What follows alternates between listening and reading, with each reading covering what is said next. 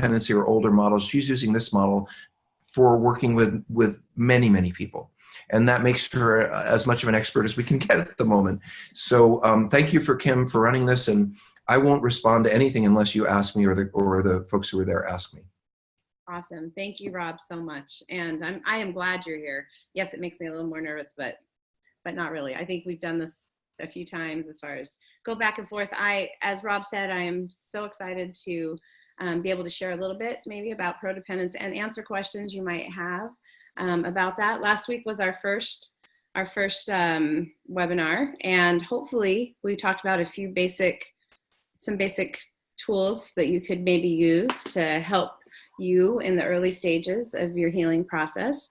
So today I want to be sure that you all know that I'm very interactive. I would love questions or thoughts or comments. Please add them to the Q&A or chat or whatever works for you.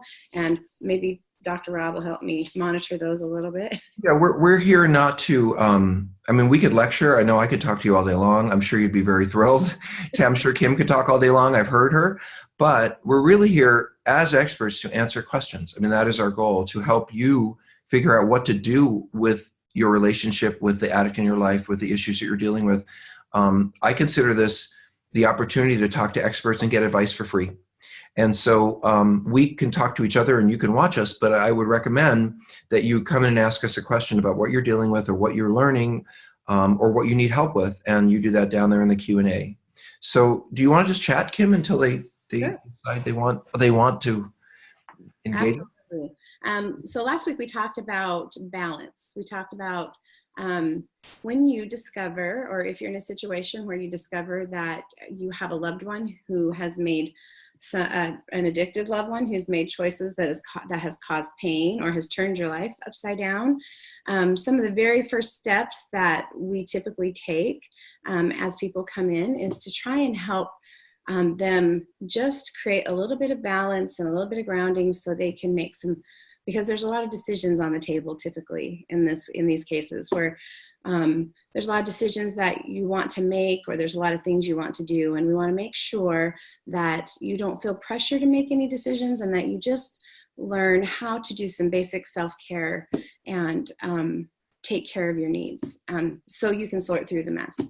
So that's kind of what we talked about last week. This week, there was a question last week also about boundaries. So we had kind of a very minimal discussion about that. I thought that might be an interesting topic today. A lot of times people misunderstand when we say prodependence, a prodependent perspective as opposed to a codependent perspective doesn't mean that boundaries aren't extraordinarily important all through the healing process. So I thought that might be a good topic for today. We could kind of talk a little bit more about, and I'm grateful, Rod, that you're here. I know there was a recent article about boundaries that you put out this week, maybe, and I thought it was very good. So maybe we could kind of delve into that. Well, I have some questions here from people. Do you want to start answering them? Absolutely. Okay, I'm not sure about I think I know I'd answer this. I'm not sure if this is, anyway, let me just ask it. How does someone asked, and by the way, if you type in a question, I won't say your name because I assume you want to be anonymous. If you want to come up and talk to us, you can. How does the concept of prodependence apply to mother enmeshed men? Oh, goodness. I actually think that would be, do you have an idea, Rob? I knew you were gonna, well, being a mother enmeshed man, you know, who so my mother was mentally ill and I took care of her from 2 on and till the day she died. She was my responsibility. My dad kind of said, oh, good, someone to take care of her, and left. So I understand that. I guess really what I'd like to ask you to do is be more, and I'm gonna ask you to go back in the question box because the question's a little vague. Like when you see how does it apply? Does it apply to a mother enmeshed man who is an addict? Does it apply to a mother enmeshed man who is a partner? What is the issue that makes you want to look at the person through this lens? Because I think that's not quite enough information. I can talk about being a mother enmeshed man all day and what that means for me or what it might mean for a partner, but I'm not sure about your question. So let's go on to the next one. And I know somebody's going to jump in and clarify. Someone said, I'm very interested in the concept of codependency as a therapist. I have been running a codependency group for about 4 months, and I feel like I was wanting to evolve it, which I think a lot of therapists run into, as finding the language was limiting. So I'm interested in codependence and what you're doing. How does it work? So Kim, would you just give kind of an overview? Absolutely. I also, for years, ran codependence groups for partners of sex addicts specifically, but also just independent codependence groups for people who are dealing with a variety of family members and different addictions. But I think codependence is, it's not only language. Language is super important. I think that's one thing that I've learned as we've been working with these groups. We have 3 now, codependent-based groups that in my office in our program. But what we are learning is language is important. How the things we say to a partner or a family member when they walk in really matter. And in the traditional codependent recovery, we would say things like, and it was well intended probably, but we would say things like, so let's go back into your trauma. Let's talk about, what have you been, let's talk about your history. And is this just something, is this another time, another situation like maybe in your past that's replaying itself? Or we would say things like, maybe you just need to, you're too enmeshed, or maybe you need to just let go of them and just do your own thing and let them struggle. Yeah. So I think that, the spirit of that was to try and help somebody detach and get better. But the prodependent perspective is actually not, it's attachment based perspective. And the last thing, what we know is we're healthiest in relation, in bonds with other people. So we're not going to do that from a prodependent perspective when they walk in. We're not going to say, hey, let's detach and just let them, you do you and they'll do them, because that doesn't work. And I think I want to jump in with just a bigger umbrella, so that, because I think you're absolutely right, but I think there's a larger, so just to put it in a very basic frame, codependency is based on a trauma model. Yep. So it says, absolutely without question, this is the model, that if you're married to or involved with an addict, that all of your behaviors, the way you're acting around that addict and your attempts to help them stop, or that much of the way you engage with them, the nagging, the angriness, the way you're trying to get them sober, really has to do with your own past trauma. And that you have to work through that and identify it so that you don't let your own past trauma spill out into the problem the addict has, because then you might end up enabling or fixing. So codependence basically asks the partner of an addict to come in and look at themselves and what they have been doing wrong or what has not been helpful to the addict, and figure out why they're being triggered, what they're being triggered by, and work through their own issues that are being triggered by the addiction. The problem with that is that it is from the get-go pathologizing. From the get-go, it says to that partner, well, we know you're living with a crazy person who's drinking and using and is a mess, but forget that. Let's talk about your problem. And it isn't being where the partner or the client is, because partners most often feel like, I've been doing everything I can to make everything better. I've been working double time. I've been doing 3 jobs. And whereas codependency might call that enabling, we would call that being an incredibly loving person who was trying to keep their family together. So prodependence looks at partners through all their efforts, helpful or not, as an attempt to get the person they love to get better. So we don't use words like enabling, as Kim was saying, or nagging. We would use words like dedicated, committed, doing their best to make it better. I would never ask a partner to look at their past in the beginning of treatment. What we're talking about, by the way, is the first 60 to 120 days of treatment. The person has just come into our office and their husband or wife is struggling with addiction. And how do we treat them? How do we turn to them? How do we support them? And the basic belief about codependence is our support of them has to do with our believing that they're not acting out of pathology, but they're acting out of love. And we want to validate their love for their family, their attempt to maintain that attachment, and all attempts they made to make it better, even if they weren't the most helpful. the other piece I want to say is that if you look at codependence, what it basically says is that this person is acting this way, was always going to end up acting this way with somebody because their own trauma was going to eventually play out in a relationship. We don't believe that. What we believe is that everybody has trauma and everyone has issues. And if you start living with someone who's falling apart and dragging you down and ruining your family and you can't make them better, well, of course, you yourself are going to regress and show signs of your own issues because you're in an impossible situation with someone you love and you can't make it better. So we see those things as symptoms of living with an addict, not symptoms of your own deep enduring pathology. So we never greet with Prodependence someone we never greet someone with, let's look at your part. Let's look at what you haven't done right. Let's look at what happened in your past that is escalate. We don't do any of that. We greet our clients with, thank you for being here. You've been an incredibly loving and supportive person to this addict.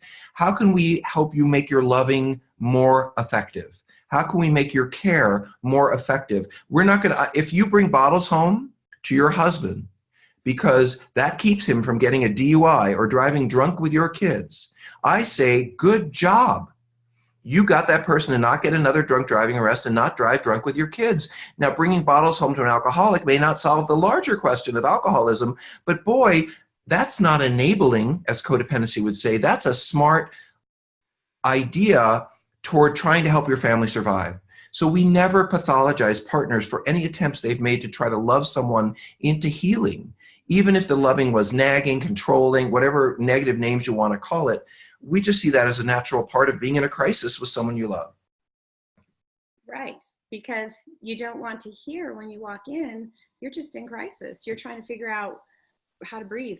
You're trying to figure out, you've done all these things, whether they were useful or helpful or not, all in attempt to keep that connection, to try and hold on to the person that you love while they are pulling away and making decisions that are trying to break that connection.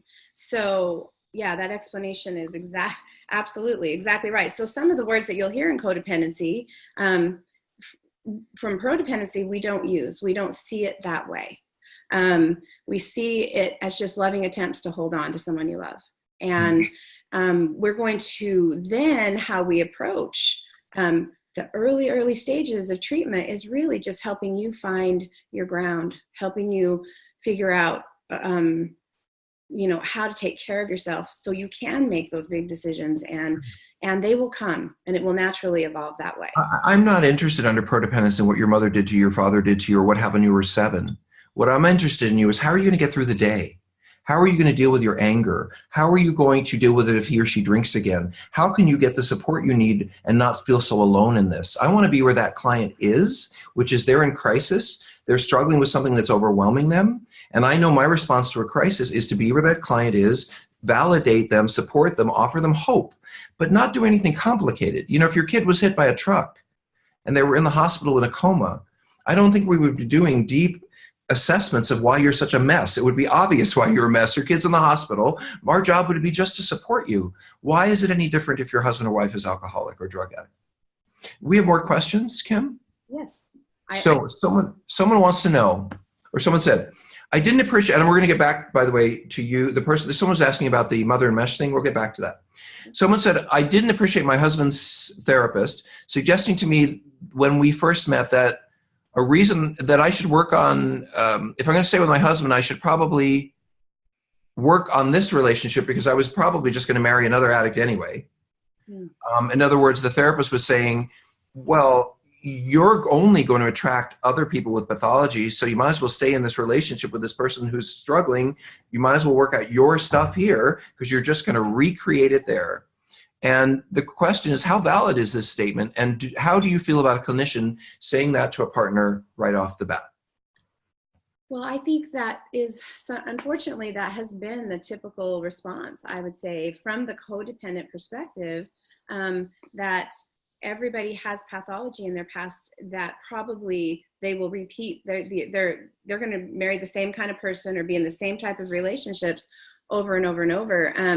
And Prodependence definitely, I think we understand there may be trauma and there may be history, but that's not a very that doesn't feel very good to sit and hear that early on when I don't really care about the future. I've got my person here and the crisis I have right here. And I just need to know, what's step number 2?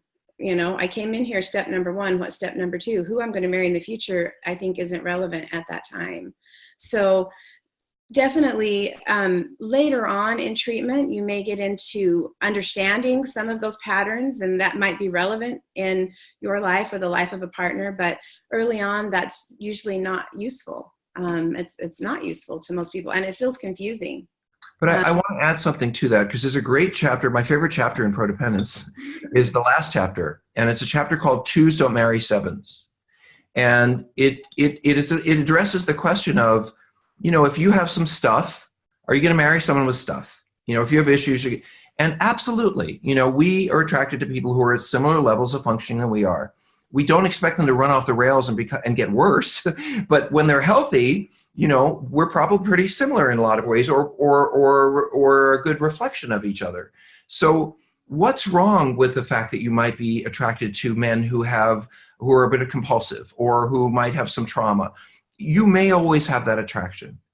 But what we say to people who partner with addicts is, pick the guy or the woman who is troubled, because that's part of what we are attracted to, is working out some of the issues with them. But pick the person who's already working on themselves. Pick the person who has already been in therapy, the person who's already been in 12-step programs, the person who can, knowing that we may be attracted to someone with similar issues, how do we anticipate that so we don't end up with a person who suddenly starts drinking? We end up with a person who's already been through that and is already sober and already knows. So what we want in relationships, whether you stay with the person you're with or you go to someone else, is the goal is to have somebody who has enough self-awareness so that they can speak about their own issues for themselves. The goal of recovery and partner work, I think, is a lot about, notice Kim, I've totally taken over your talk. Oh, I know, I saw you smile at me. I'm like, shit, sorry about that. Our goal is not that two people won't have issues that are similar, that live together. That's expected.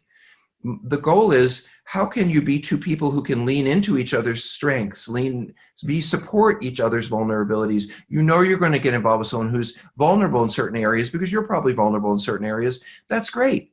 Just making sure it's someone who can articulate and be accountable for their own issues. Because when we get involved with people who have issues, which we inevitably do, everybody inevitably does, everyone has issues. We're going to find people with issues like ours. That's fine. But we don't want to develop relationships with people who cannot take responsibility for themselves. Because if I'm with someone who blames me every time they do something wrong, or blames me every time we have a fight, then there's no place to go. There's no growth. We can't grow together to be healthier because we're constantly fighting this battle of you're the problem, no, you're the problem. So, and in answer to your question, no, that's a shitty thing to say to someone when they first walk into therapy. What I would have probably said to you is, because I think that what they were trying to say is why you need to be there. Like, if you don't stay here for this, you're gonna. So my response to why do I need to be here is, you've been living with a crazy person. Addicts are crazy, and addicts are really crazy when they're acting out. And if you live with a crazy person long enough, it's going to wear you down and make you a little crazy. So I think you're here to learn how to live with this crazy person through to their healing, without being so profoundly affected by it, and being able to have it bounce off you to a certain degree, and feel better about yourself, even though the person you're living with is struggling. That's our job, not to examine what's wrong with you. Right. And I would also say, for the person who asked that question, don't be afraid to tell your therapist, that's not sitting well with me, and can you try again? That doesn't feel good. That's not what I want to focus on right now. And if you're committed to your healing and you feel like that therapist can help you, just be honest with he or she, and let them know what you need. So a question for you. This is part of the mother enmeshed person. She said, she just have a hard time listening and typing. I can relate to that. I guess I'm wondering how to apply prodependence concepts as a treatment model to dealing with my husband, who is I don't know what MEM is, mother enmeshed man, and a sex addict. We have a 24-year marriage, and I found out about porn addiction just weeks after the wedding. Mother enmeshed issues started to affect our relationship just before the wedding, but I'm not sure if my question is clear. So Kim, I'll give you a hint. I mean, about this, just being a mother enmeshed man. I'm a mother enmeshed man. I will always be a mother enmeshed man. I will always be overly worried about what my partner is feeling. I will always look to them to see what they need and make sure that they're okay. There are just certain elements of my personality that are so burned in about me and the other person that they will always be there. But wouldn't you like to have a partner who's asking about your welfare and seeing how you're doing? But am I doing it because it makes me, because I don't feel okay unless you're fine? Or am I doing it because I really care about you and I want to know how you are? So the difference is, is a mother enmeshed man using you in the way that he does to bolster himself, to make himself feel better, to make him, to bolster his ego, but he really doesn't see you at all? Or does he want things from you, but he wants them from you because he can't produce them for himself? He loves you and you're willing to give those things, because that's what a relationship is. It's not two perfectly developed people enjoying their perfectly developedness together. We wouldn't have a need for relationships if that was the case. All relationships are two people with vulnerabilities and challenges who are trying to find a fit where they can both support and be vulnerable for each other. And listen, if I, as a mother enmeshed man, if I had married someone who couldn't be in some ways needful like my mom was, then I probably wouldn't bond with them, because my essential experience of bonding was with this crazy woman, my mom. But that's all I know about bonding, and it's real burned into my brain. I'm never going to get involved with anybody that isn't somewhat enmeshed. I get that.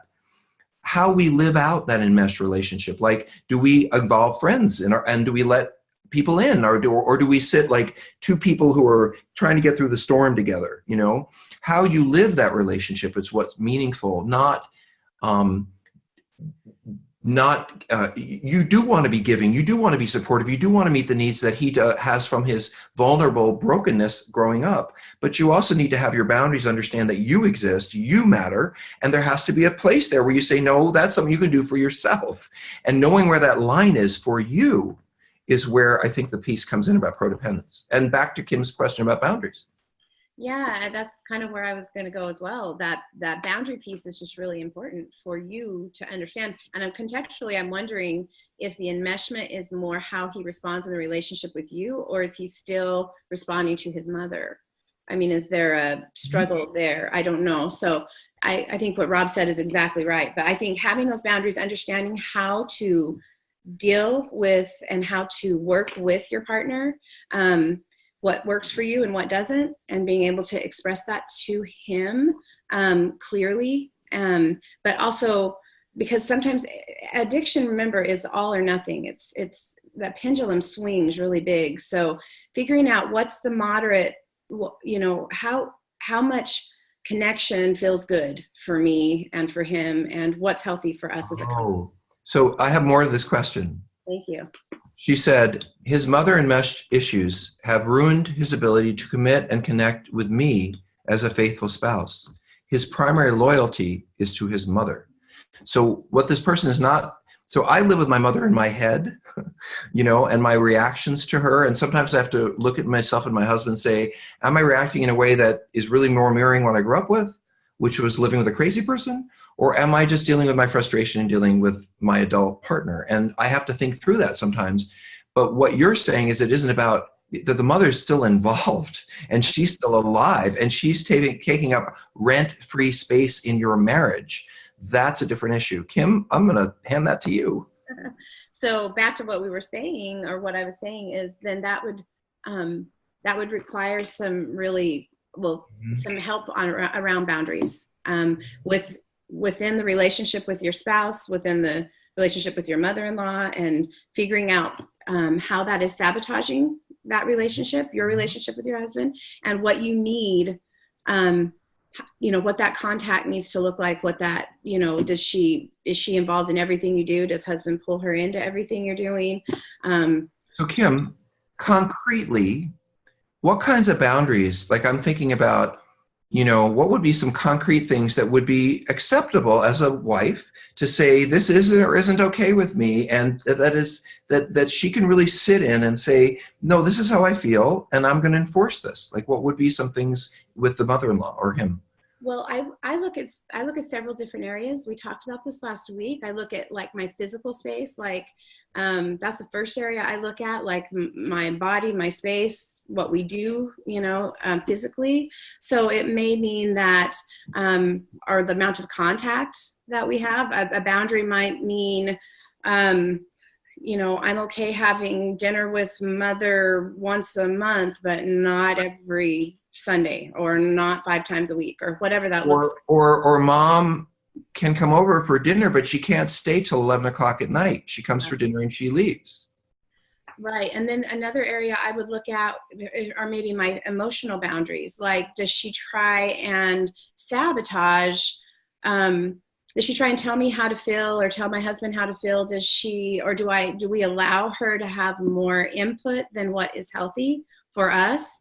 Or maybe our thinking reality tries to tell us what to think or how to think, or tries to assert her opinion or her feedback without asking if that's what you're looking for. So a boundary might look like, I just need to tell you this and I'm really not open to feedback, or this certain thing is our own private, this is, maybe I'm not open to your feedback about our bills or how we spend our money or how we raise our kids. I'm grateful that you love us, but I'm really not open to feedback about how I parent my children. Right. That would be a concrete. When you're in our home, when you're in our house, I don't want you talking about how I treat our children. That's my job. It's my house. Another one I think is also, and I was thinking, listening to you, Kim, and I was thinking, I don't think it's all really on you. I think a lot of it is on your husband. You set the boundary. I don't want your mom coming over more than once a month, but you don't have to fight with her about that. That's your husband's job. And if he cannot find a way to respect your boundary because you are the primary commitment, and family comes second, primary partner comes first. So if he can't set that commitment, then I think you have to look at, how can I take care of myself in a situation where my own spouse won't protect me because he's more invested in keep his mom happy than keeping his marriage. You get to set those time, space, physical, all those boundaries. I would, if it were me, I'd write them down. I'd talk to a therapist or a friend. I'd sit in therapy and talk to my husband about it because he might take it personally, won't understand, think you don't like his mom. All that stuff has to be. But the bottom line is you have every right to determine how time is spent and what is done in your house. And I would not want my spouse calling my mother and talking about my marriage. I would not want my spouse calling my mother about my sex life. So I think there are some really specific things I do not want you talking to your mother when we have a fight. You can call your sponsor, call your therapist, but I don't want my mother-in-law knowing that I had a fight with you. That's between us. So you get to define these boundaries. And then, the test of your marriage is over time, can he show up for you and not your mom? Right. And ideally, the boundaries you set as a couple, that's where the therapist will come in handy. The boundaries you set as a couple, you want to be on the same page. And sometimes you can do that. And sometimes you won't be able to, which is what Rob is talking about. Sometimes you might have to say, I'm not going to be able to participate in this, even if my partner isn't on board. And that's really difficult. And that's painful. It's painful because you want your partner to align with you. You want, him or her to, care about your feelings and respect your space and what you need. So yes, if you can't do that, then you have to find ways, and a therapist can be very helpful, or a good support system to help bounce those off of. I do that all the time. I have this boundary idea and I'll call a good support or a colleague or somebody, and what do you think about that? And usually they can be really helpful. I got to tell you, with my mother-in-law, because she has some issues. When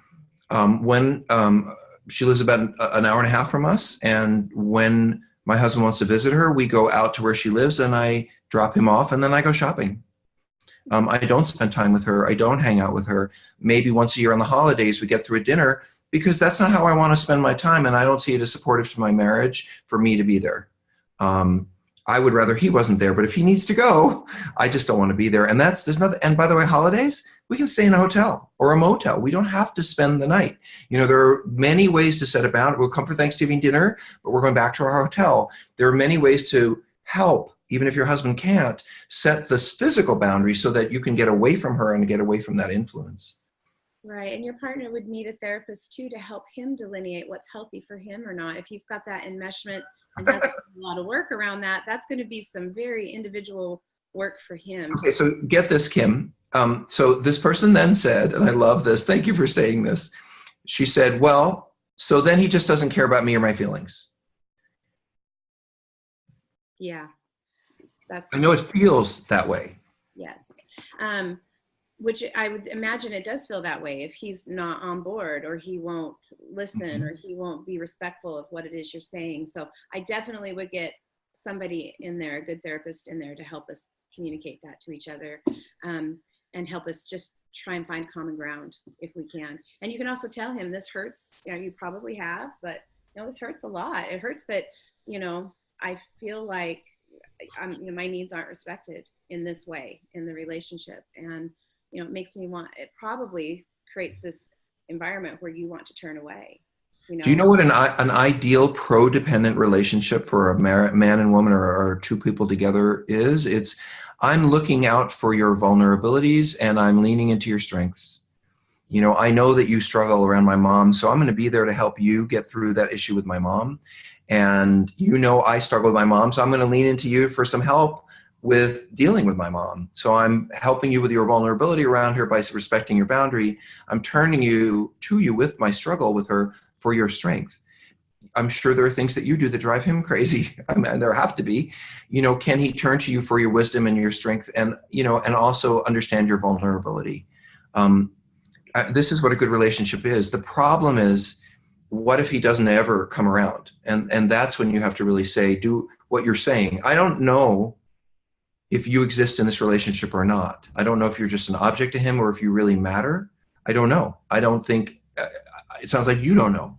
But until you start enforcing what is important to you, setting that boundary and not letting him squiggle out of it, that's how you find out. You know, if you start saying, this is what I need, what I want, you know, and he's like, well, I can't do that. Well, then what's more important than respecting me and trying to work with me to make our family better? There isn't anything more important. And if there is, then you got to look at what kind of marriage do I really have. But right now, I don't think it's examined enough for you to say, oh, well, he doesn't care about me. He may be so trapped in his relationship with his mom that he can't see anything else. That doesn't mean he doesn't care about you. It just means he can't see past that. Just like the alcoholic can't see past the bottle to how much their family needs them. It doesn't mean he doesn't care about their family. It just means the bottle is more important. And so it may not be black and white. It's probably a lot more grays. We are out of questions. So folks, we are here for the next, I don't know, 30 minutes or so, 25 minutes to talk about how family members and partners and spouses, parents and wives can deal with living with an addict and get more support and feel better about themselves from the perspective of prodependence. Kim, you have a question. Let's see what it is. Maybe a new question. Oh, okay. This is our very chatty person, which we appreciate. By the way, I'd love it if some other folks come up. I know there's 10 of you. We'd love your questions. This person said, you're so right. It doesn't mean he doesn't care about me at all. So right. Sadly, his mother absolutely refused to respect clearly stated boundaries, like showing up to my sister's funeral when she was told by my husband not to. After repeated boundary violations, I finally convinced my husband to establish the boundary of no contact to allow our marriage to heal and be able to help him maintain boundaries. Unfortunately, she hasn't fully respected this and keeps trying to contact us. And this gets the other family's members coercing us. Yeah, so the family pressure. Why aren't you talking to mom? Mom's upset. So here's a thought for you. You don't have to have a relationship with your mother-in-law at all. And so you don't. And so what's wrong with your mother-in-law talks to your husband once a week, calls to talk to him, but you don't talk to her? In other words, you don't have to be, she can call to talk to him. And as long as he's not talking about your marriage or anything personal, he can say, hi, mom, how are you? But I don't think that you have to be pulled into this in a sense of, I have to respond to her, I have to be available to her. You don't. You can keep your boundary.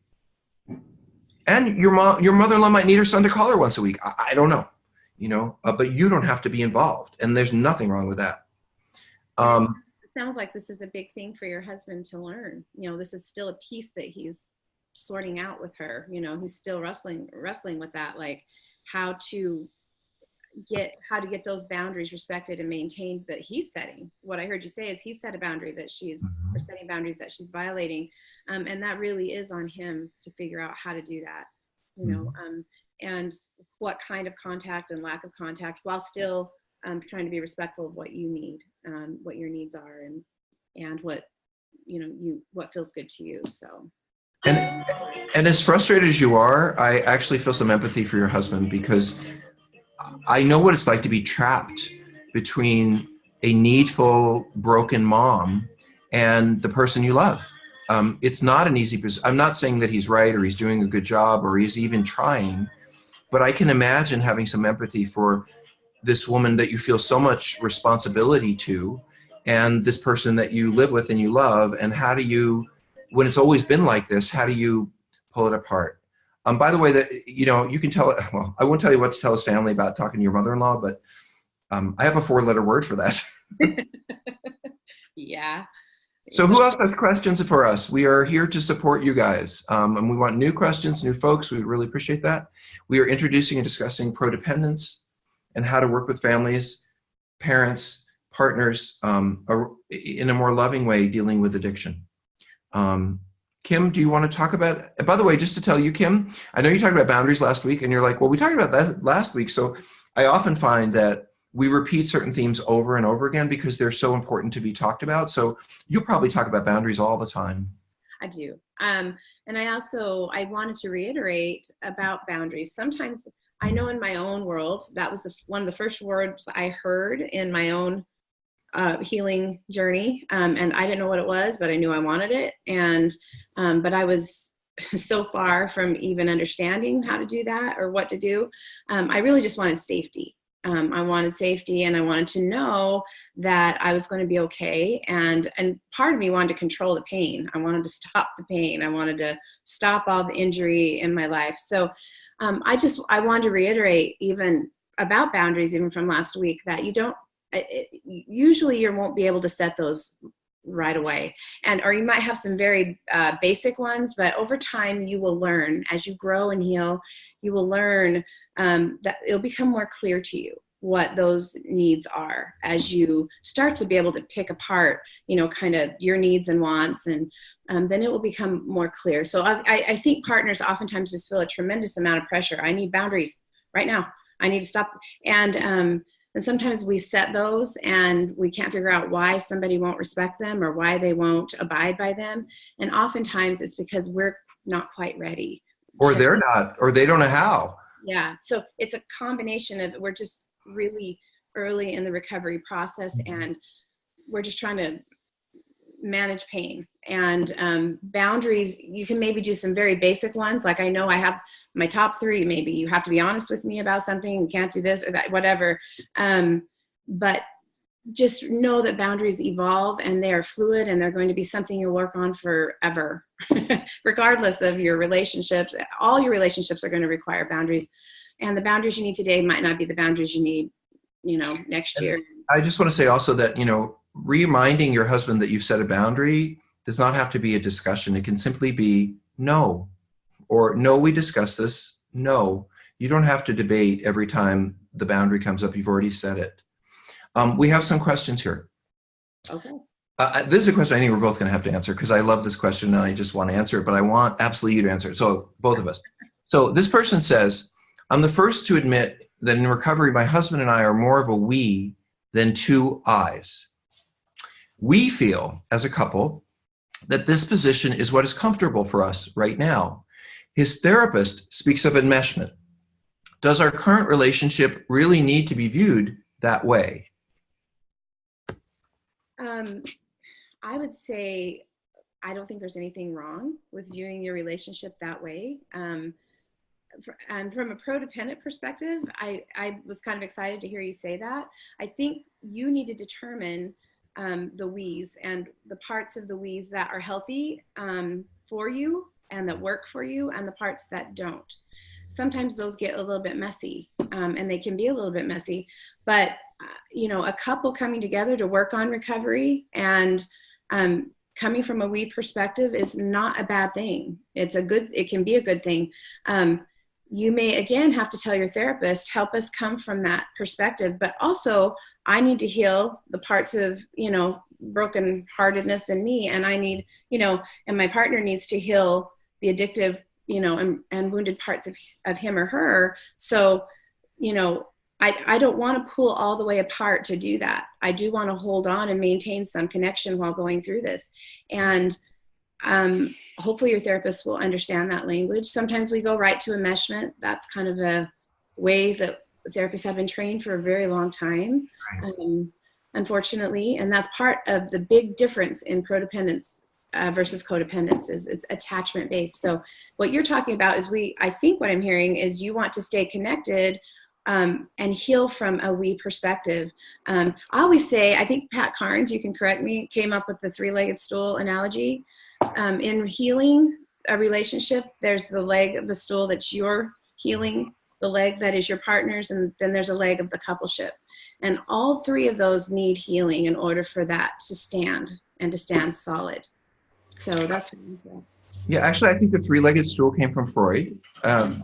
And he talked about, but I think it was adapted by Pat Carnes. So I think the original three-legged, Freud was talking about, you know, what the things that our life stands on, that our lives, and I think he talked about home and work and I don't know what the third one was. I don't know, Freudian, but it came from there. Anyway, I just want to say to you that when I first started therapy, this is the very first time I ever went to therapy. I was very young, and I wanted to know, I said, look, I really want to have a relationship. This like the first thing I said to the therapist. And I said, and I know that I'm a really good half pie, and I know somebody else is a really good half pie, and together we're going to be an amazing pie. And that therapist said to me, well, you know what? What if that's not what a real relationship is? What if a relationship is you're a pie and they're a pie and together you're two pies?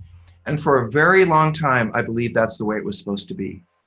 But I don't believe that anymore. I don't think that we are meant to be perfectly actualized and figured out and together to be together. Part of the reason we're together is to grow and learn. Part of the reason we're attracted to each other unconsciously is that there is growth and learning awaiting in there if we work for it. The issue of enmeshment, in my mind, you know, really has to do with is he so connected to you that he won't go to a meeting, that he won't reach out to his community, that he'll come to you at the end of the day and talk about what happened, but not turn to his friends? In other words, is his relationship with you, here's the lawnmower, is his relationship with you so dominant that he's not taking care of himself because he'd rather spend the night with you than go to that 12-step meeting? He'd rather spend the night with you than call that friend, because he needs to do that, not be with you at least a couple of days a week. You know, are you angry at him? And are you able to express that anger? Are you so close to him and love him so much, and no matter what he did, you don't want to be angry? That would be enmeshment. Or are you able to stand aside from him and say, I love you, but I'm fucking pissed at you. You ruined my life. That's not enmeshment. Your ability to express your anger, but then be together as well, is not enmeshment. So your ability to be real about what happened to you and how you feel, his ability to move, really your ability to move together and apart and together and apart smoothly is what a healthy relationship is. So some people are much closer together. Some people don't talk at all. You know, not my job to say what a good relationship is. That's up to you. But if there are pieces about the relationship that are keeping him from healing because he would rather be with you or hang out with you, or you're so worried about what he's doing that you're not taking care of yourself because you want to watch and monitor him every minute, that's the kind of enmeshment that would be enmeshed, because you're preventing each other's growth rather than supporting each other's growth. Yes. Next question for you. Oh, I love this one. How do I stop trying to fix, in quotes, my porn addicted husband? He hasn't looked at a porn in about a year, but still has the narcissistic behaviors. You have to mention Doghouse here, Kim.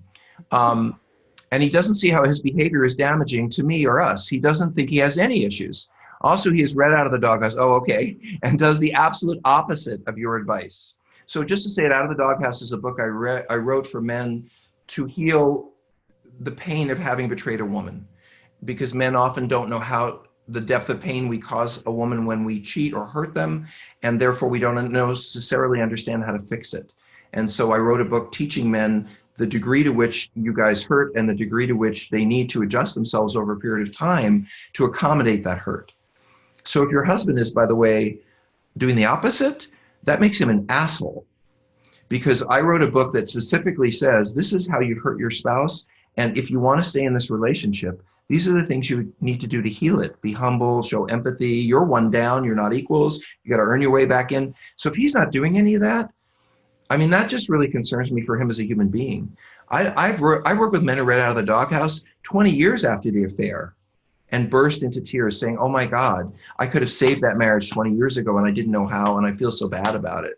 So for him to be that cold, that detached, that entitled, as to continue to blame you and push on you and do what he wants to do, I mean, that's not a relationship I would want to be in, and it brings me great concern for you. Kim, do you want me to read the question again?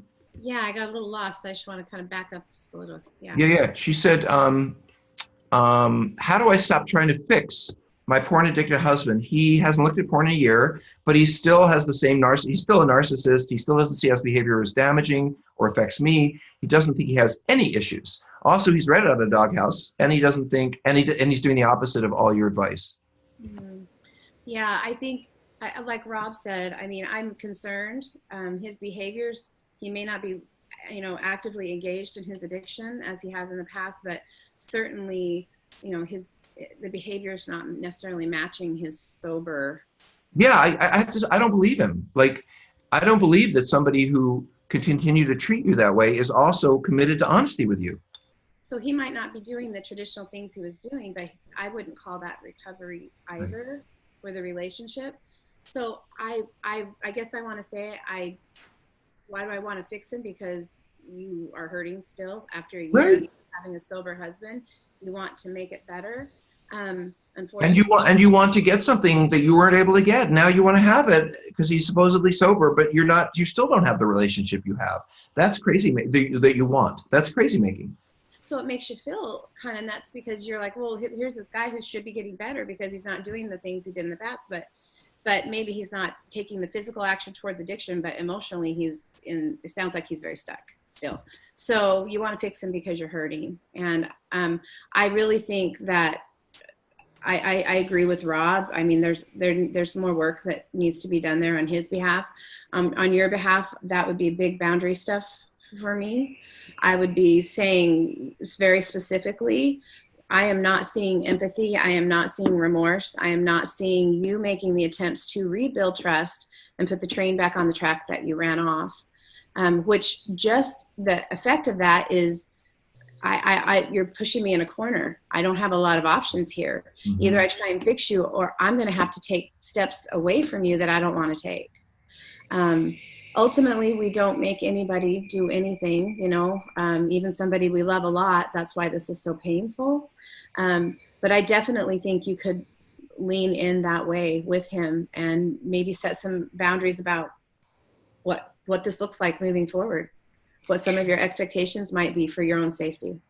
And I want to reinforce with you as I do, I just think your needs are important. And if your husband is unable to meet your emotional needs, you still need to get them met. And that's the painful part. You will have to go outside your relationship to friends, to support groups, to therapy, to places, because you don't want to walk around an empty shell. And it sounds like you walk around in a very empty relationship. And so, of course, you would be trying to get, something from that empty well you're living with. You're thirsty, as Kim said. But I think the thing to figure out is there really any water to be gotten in that well? And we don't, we can't advise you to that, but I can support you in that you have every right to be happy in your relationship and feel that your partner respects you and is interested in what's important to you as you would be with him. Absolutely. Kim, questions? Okay. Now this is going to require you to explain disclosure. I never had a formal disclosure as I divorced my very abusive sex addict husband before he was ready to do disclosure. I couldn't wait any longer to get rid of him, I think is what she's saying. I now live without knowing who is safe around me. He was involved with at least 15 people that I thought that in other words, she's saying, I don't know if he was sexual or romantic with people in my life, and I don't know what happened. I heard you say that disclosure is only for if you stay together, and I find that torturesome. Yeah, that is the case. We typically don't do full disclosure if the relationship is going, if we're deciding to be apart or divorce or separate. And that is painful because you have a lot of questions in your mind. You had a lot of experience with him that even if you didn't know all the details, obviously there was enough pain that you chose to get out of the marriage, or the relationship. And so um, I think maybe you're preempting, like, I'm worried that I'm going to meet somebody else and I'm not going to know. Kim, I don't think she's left him. I think, oh no, she has left him. You're absolutely right. So the other question is, am I going to run into somebody in the grocery store or in the department store or at the gym that he slept with? And I don't know it. I'm chatting with this woman who slept with my husband. That's what she's struggling with. Yeah, that is a really hard thing. And that's going to be something you're probably individually going to have to work on, those levels of fear and how to manage that anxiety around that. It's kind of a trauma. You're kind of having a trauma response to the world around you because it feels unsafe because of his extraordinary acting out behavior, and I also want to say that I don't think that's unusual either. Mm-hmm. I totally understand how the world would, and all the people around you would feel unsafe because you have no idea. Moving forward in your life, you're probably going to have to get a good therapist who can help you kind of sort through those fears and anxieties and figure out, what to do with those and how to manage those and what's rational and what's not. And moving forward too, I don't know, learning how to trust your gut is going to be the biggest thing that you learn.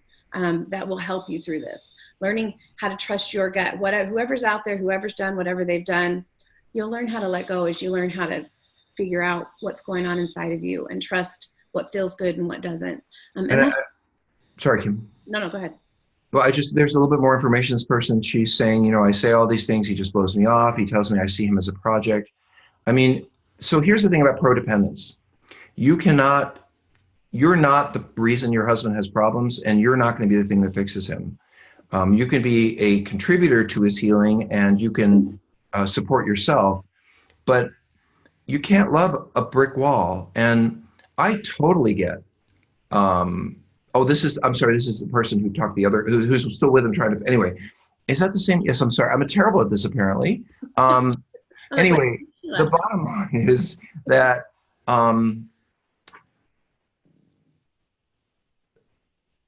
I want to be living with someone who's going to mature and grow, maybe not at the same rate or pace as I do. And that's part of the problems in relationships. Sometimes we grow at different rates.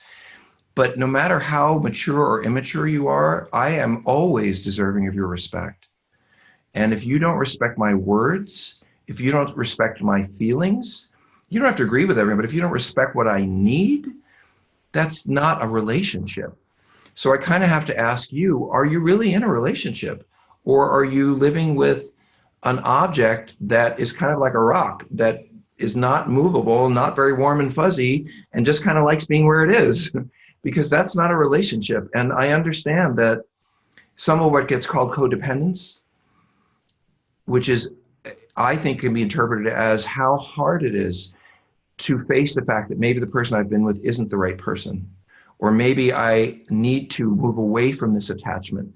There's nothing harder. It's almost like death. It's pretty close to death. When we lose someone close to us, it's very, very hard. And so some of us will take an awful lot of abuse, not because we're used to it, not because of its trauma, repetition, all that codependency stuff, but because we want to remain attached. And we see hope, we see glimmers. But glimmers are not a path. Glimmers are just, oh, that moment was good, but everything else is shit. You have to see more than glimmers. You have to see a path for healing for both of you. Otherwise, you're living with a rock, and you deserve better.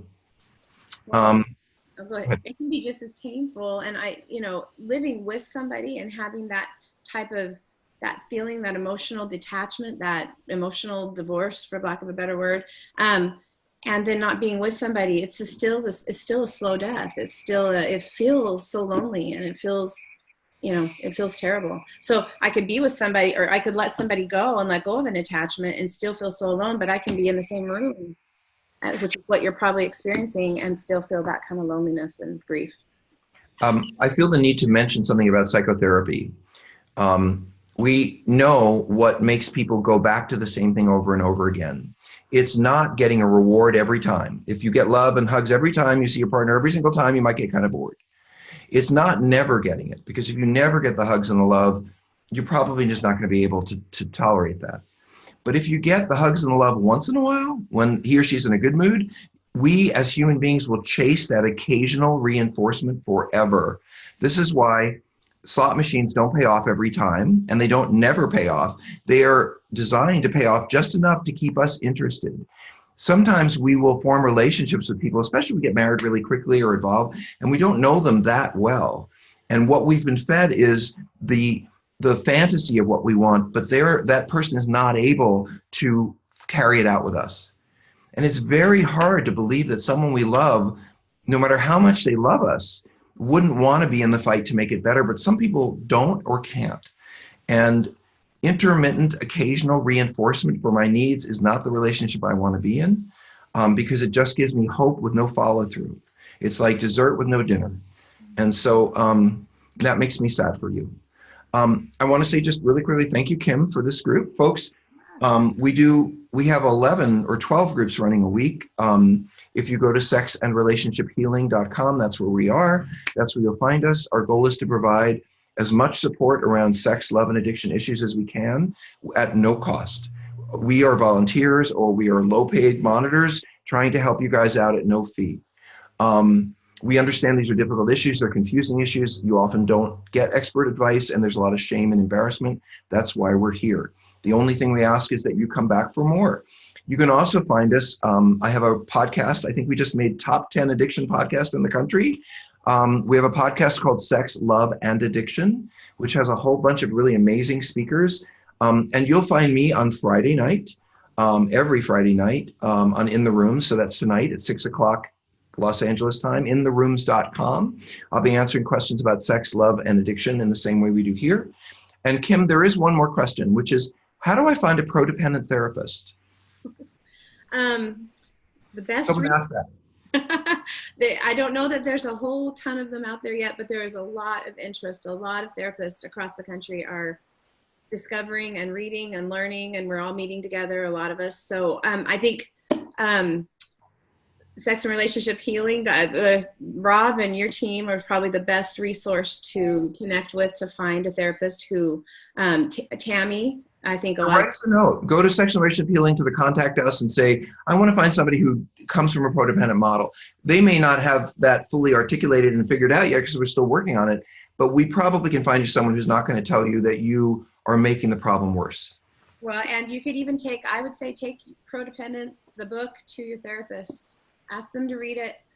Most therapists who want to evolve and keep growing with the clients and the research will look at it with an open eye, will see, and might be able to pick that right up with you and help change some of that language and some of the beginning stages of your healing and make that better and easier from a prodependent perspective. So I'm grateful to be here. I was grateful to have you, Dr. Rob, and all the great information, and I will be here again in 2 weeks. Woohoo! And folks, again, I'll be here. I'll be on intherooms.com tonight at 6 o'clock California time. I'll be on Sex and Relationship Healing on Mondays, every Monday at 5 o'clock California time. And we're just continuing to add to that resource. So thank you for joining us. And we just so appreciate that you find us useful. That makes us feel fulfilled. Thanks, Kim, for your time. Yes. Have a good evening. Bye now.